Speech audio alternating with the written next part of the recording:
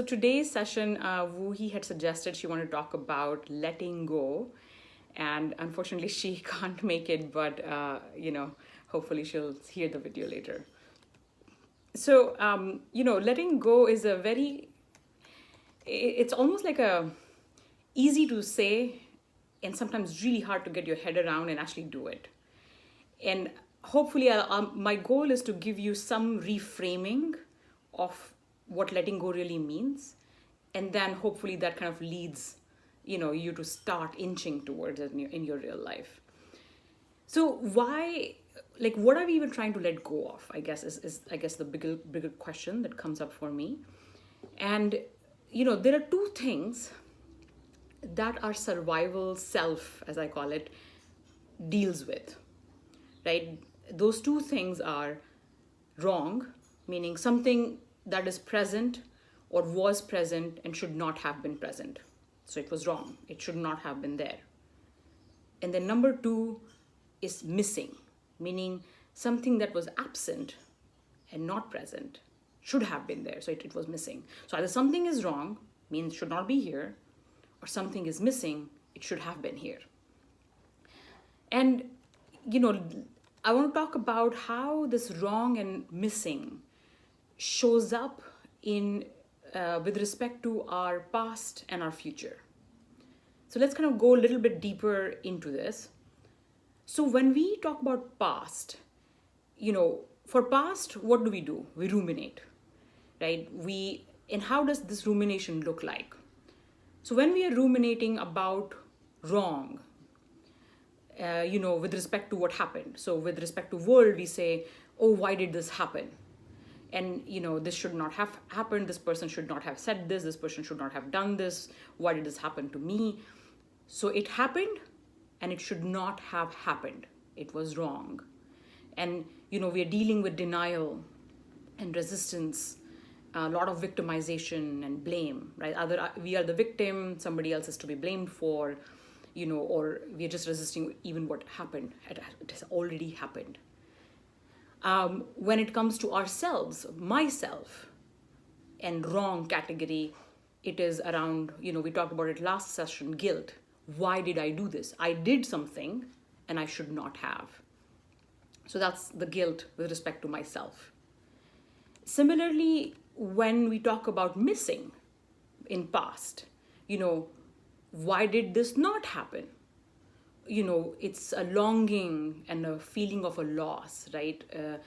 Why did that person not love me back? Why was the love absent? Or why did I not get the job? Or whatever, has shown up, should have shown up that didn't show up. So it was missing in our life. And we are longing for it and we feel a loss. That is with respect to the world. And with respect to ourselves, what did I not do, right?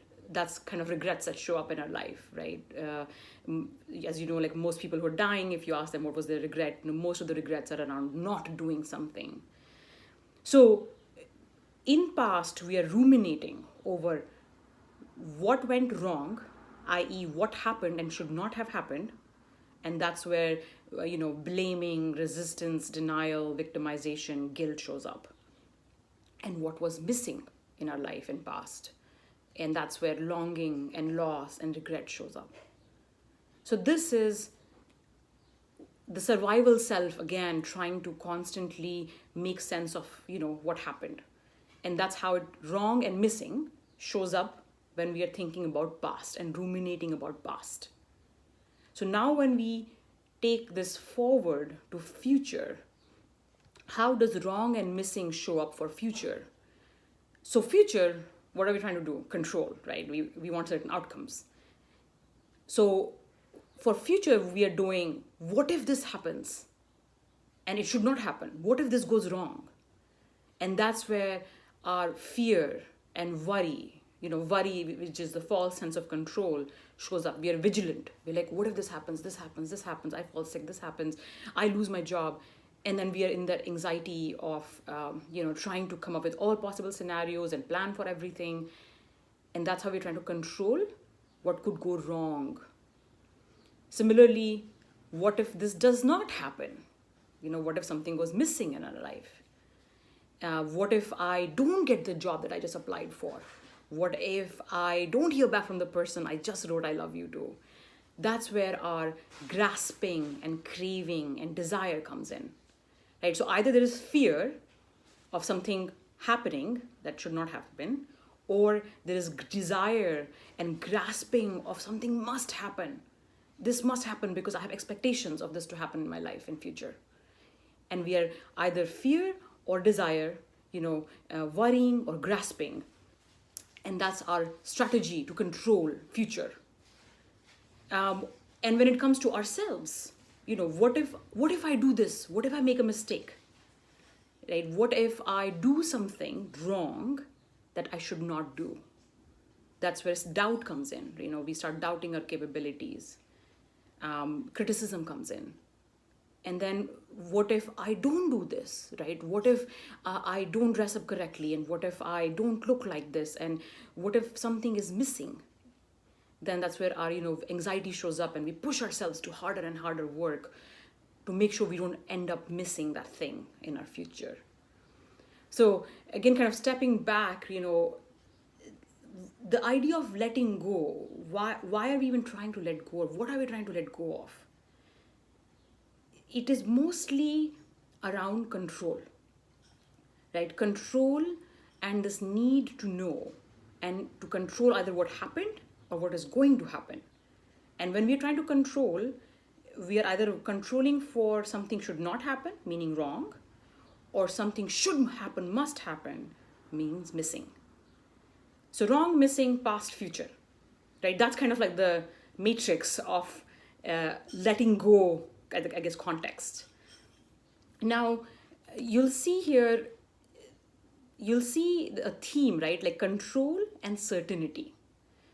And if you remember from our past sessions, our brain's only job is to make sense of the world around us.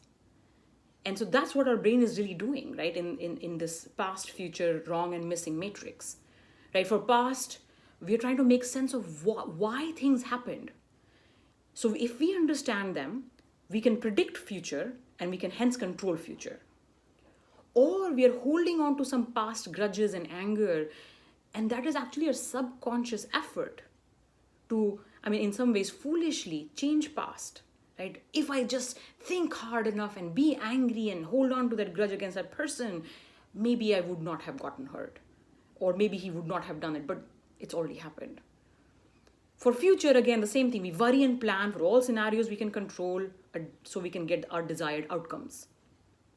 And we try to get to know everything, again, certainty, so we can again control the outcome.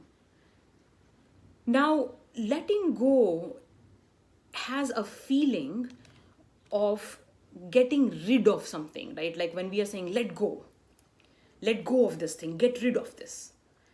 It's almost like get rid of control, get rid of your need for certainty.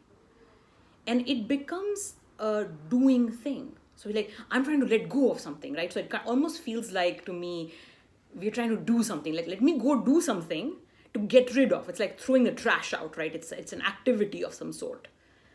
So letting go gets confused with getting rid of, which becomes a doing activity.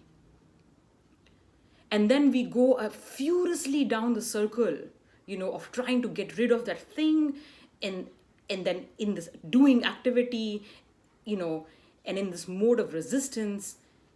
And what happens is what we resist persists.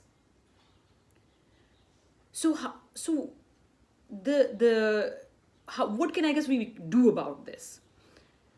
So, when kids learn a language, the first thing that we teach kids is how to say hello or hi. I was a software programmer, in my past life. The first program we were taught to write was Hello World. And when I think of letting go, I think of it as saying goodbye to something. And you can't say goodbye until you learn to say hello. And what is hello in this context? Hello in this context is equivalent to being with something. So you can't let go until you learn to be with. Now, an example is letting go of someone that you love is not possible until you learn how to be with the feelings of loneliness and sadness. Or letting go of, control to correct somebody is not possible until you learn how to be with the discomfort of being in their presence and whatever it is that they're doing wrong. So letting go is around letting go of ideas, expectations, and letting go of your need of control. And a reframing of that is when I'm trying to let go of something, the question I need to ask myself is, what do I need to be with? And being with mostly is around feelings, right? Discomfort that comes from those unpleasant feelings. So, think of letting go of ideas, desires, fears, expectations, control, and think of being with your feelings, right? Sadness, grief, anger, guilt, discomfort of unknown. And so, again, when I'm thinking of, I need to let go of this, I can ask myself the question, if I have to let go of this, what do I need to learn to be with? So that's, again, it's just a reframing of that. You can't learn to let go until you learn to be with. And you can't let go of emotions, right?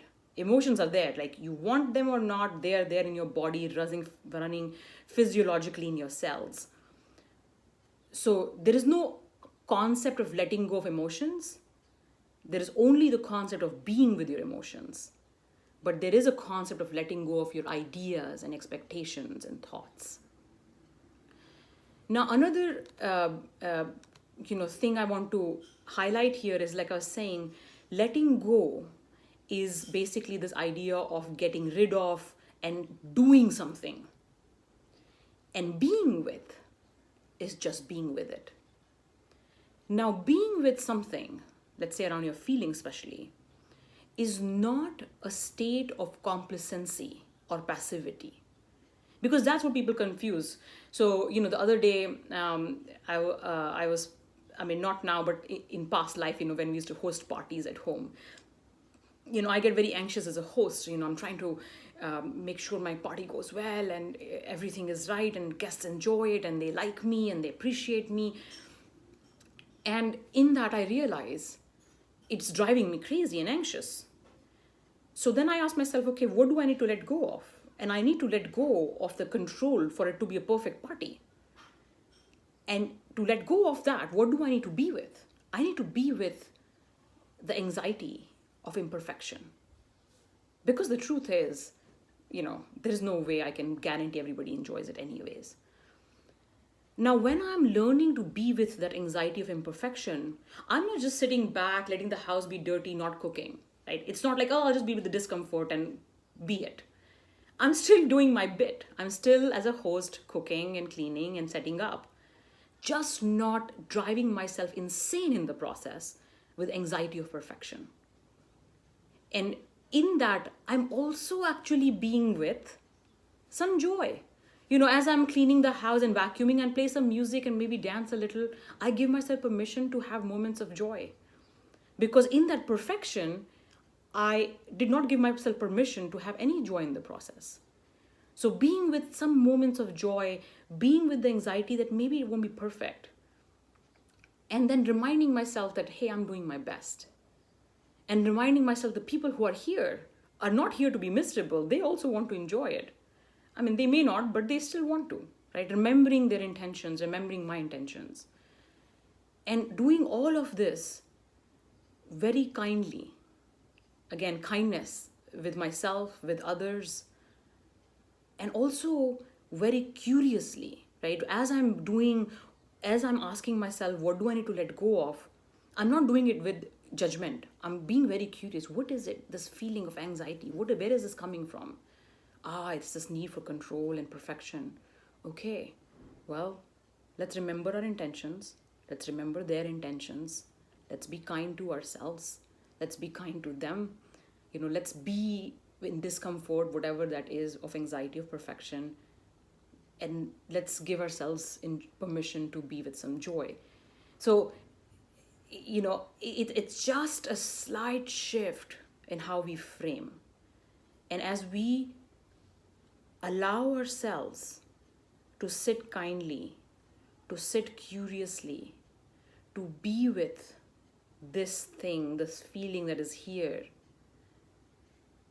it may just then start the process of letting go of whatever that needs to be let go. Right? A very common theme that shows up around letting go is grudge. Letting go of grudge against somebody who did something to you, or maybe somebody hurt you. For me to let go of that grudge, I have to let go of the idea that person was wrong. And to do that, I have to sit with my hurt, the fact that I was hurt. Because as long as I'm unwilling to process my hurt, I'm going to find him or her to blame, and I'm going to hold on to that grudge. So again, what do I need to be with? What feelings do I need to be with? What permissions do I need to give myself? Kindly, curiously, so I can let go of ideas, expectations, and my need for control and certainty.